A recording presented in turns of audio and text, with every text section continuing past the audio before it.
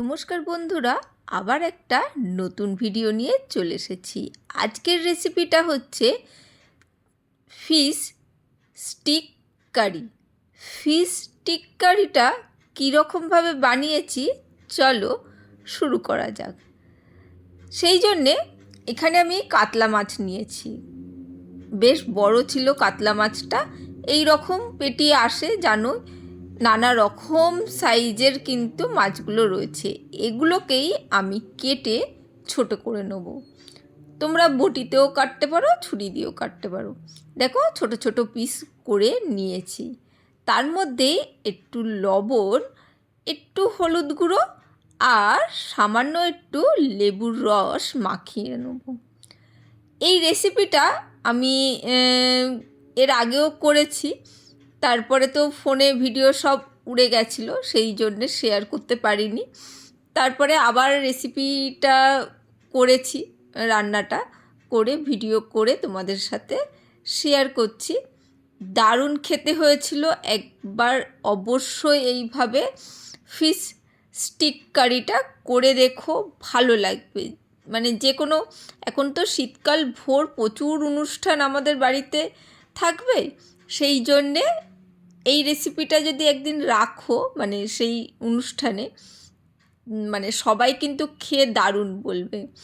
আমি দুখানা লেবু, মানে একটা গোটা লেবু আর্ধেক আর্ধেক করে কেটে সেটা রস করে নিচ্ছি। লেবুর রসটা মাখালে মাছের মধ্যে আষ্টে যে গন্ধটা থাকে সেটাও চলে যায়, আর মাছটা বেশ নরম হয়ে যায়। সেই জন্যে লেবুর রসটা মাখাতেই হবে। ভালো করে মাখিয়ে তোমরা ওই 15 মিনিট মতন রেখে দেবে, তাহলে মানে ভালো হবে ম্যারিনেশনটা। যখন ভাজবে তখন মাছগুলো ভেঙে যাবে না বা তেলের সাথে আটকেও যাবে না। এরপরে তেল গরম করে মাছগুলো হালকা করে ভেজে নেব। তার আগে এখানে আমি 15 মিনিট রেখে দিচ্ছি, আর এখানে একটা ডিম ভেঙে নিলাম।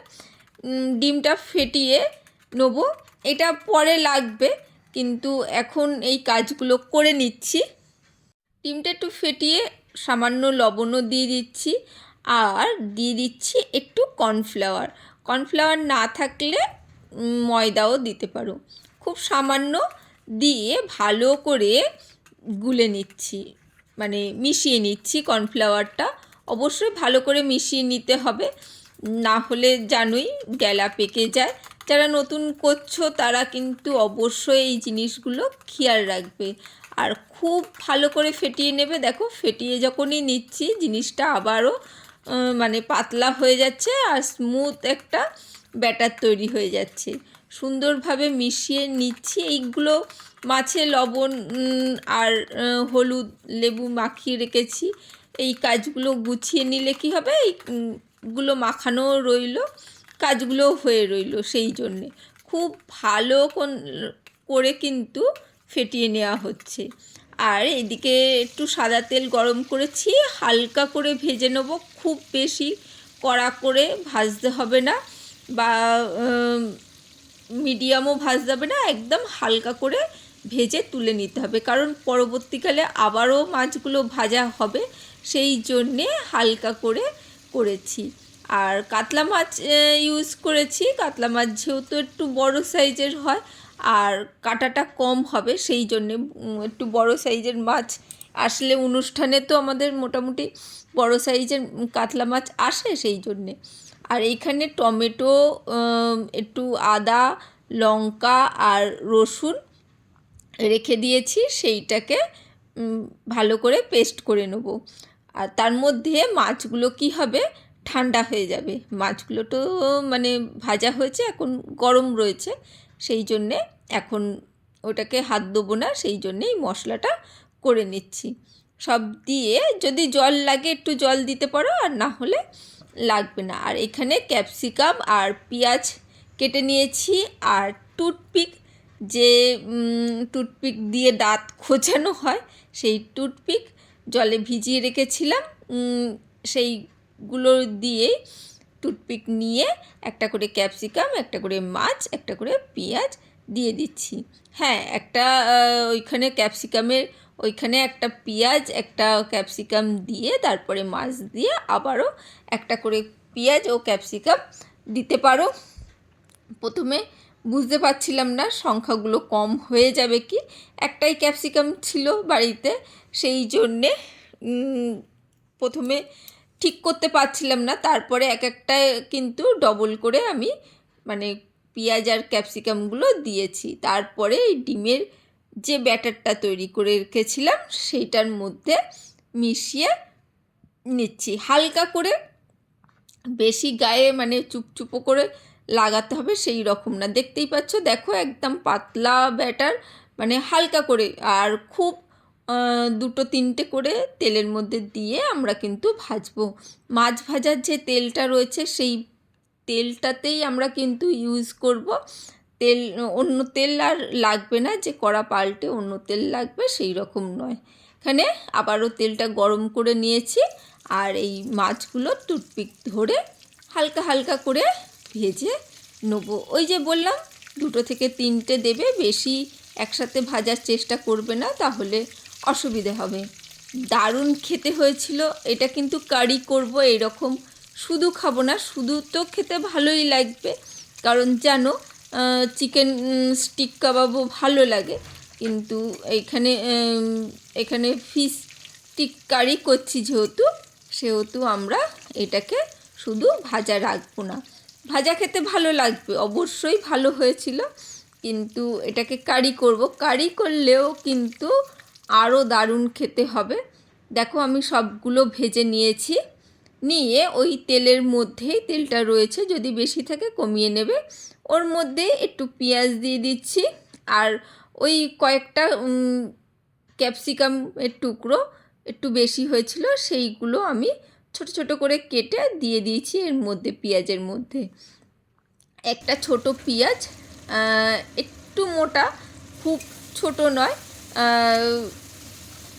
কেটে নিয়েছি টুকরো করে, মানে একদম ঝুরি ঝুরি কাটবে না, একটু মোটা কাটবে, খুব বেশিও নয় মোটা।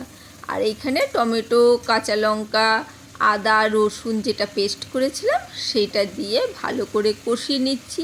অবশ্যই একটু লবণ, একটু হলুদ গুঁড়ো এগুলো লাগবে, আর লবণটা একটু হিসাব করে দিতে হবে কম করে, কারণ এখানে আমি সস ইউজ করব। আর মাছের মধ্যে তো আমি লবণ দিয়েছি, ডিমের গোলাতে লবণ দিয়েছি, এই লবণের জন্য লবণটা খুব সামান্য করে ইউজ করতে হবে। এখানে আমি 1 চামচে মতন টমেটো সস দিয়ে দিলাম, দিয়ে সুন্দরভাবে কষিয়ে নিতে হবে। হ্যাঁ, টমেটো পেস্ট দিয়েছি, টমেটোর সসও দিয়েছি, আর এখানে সোয়া সস দিলাম একদম ছোটো চামচের 1 চামচে মতন, মানে চায়ের চামচের ছোটো চায়ের চামচের 1 চামচ মতন। আর গোলাটা যেটা ছিল সামান্য একটু বেশি ছিল, সেইটা দিয়ে ভালো করে কষিয়ে নিচ্ছি। আর সুন্দর একটা কালার এসেছে সেই সময়। ভালো করে কষিয়ে নেওয়ার পর একটু জল দিয়ে দিলাম, জল দিয়ে একটু ফুটতে দিতে হবে। এর মধ্যে আমি মাছগুলো দেবো না, একদমই এর মধ্যে মাছগুলো দেবো না। ভালো করে ফুটিয়ে নিয়ে যখন দেখবে লবণটা ঠিক আছে, মানে ঝোলের মধ্যে ভালো করে ফুটিয়ে নিয়ে তারপরে একটা বাটির মধ্যে আমরা এই ঝোলটাকে তুলে নেব। এখানে কিন্তু ওই ডিমের গোলাটা দিয়েছিলাম, যার মধ্যে কর্নফ্লাওয়ার ছিল গোলা, খুব সামান্য, সেই জন্যে খুব বেশি ঘন হয়ে যাবে না, কিন্তু মানে ঘন যদি হয়ে যায় তাহলে জল দিয়ে একটু পাতলা করে নেবে। এরপরে দেখতেই পাচ্ছ একটা বাটির মধ্যে আমি ঢেলে নিয়েছি। তারপরে গরম গরম অবস্থায় মাছের স্টিকগুলো আমি এর মধ্যে আস্তে আস্তে করে ডুবিয়ে দেবো। একদম মাছগুলো নরম হয়ে গেছে, বেশ সুন্দর করে ভাজা হয়েছে, আর গরম এই ঝোলের মধ্যে দিলে এর রসগুলো কিন্তু এর ভেতরে ঢুকে যাবে, আর খেতেও দারুণ হয়েছিল। ফ্রাইড রাইস হোক, সরু চালের ভাত হোক বা পোলাও হোক, যা দিয়ে ইচ্ছা তোমরা ট্রাই করতে পারো, অবশ্যই একবার ট্রাই করবে। আর ভালো লাগলে লাইক, কমেন্ট, শেয়ার করতে ভুলো না।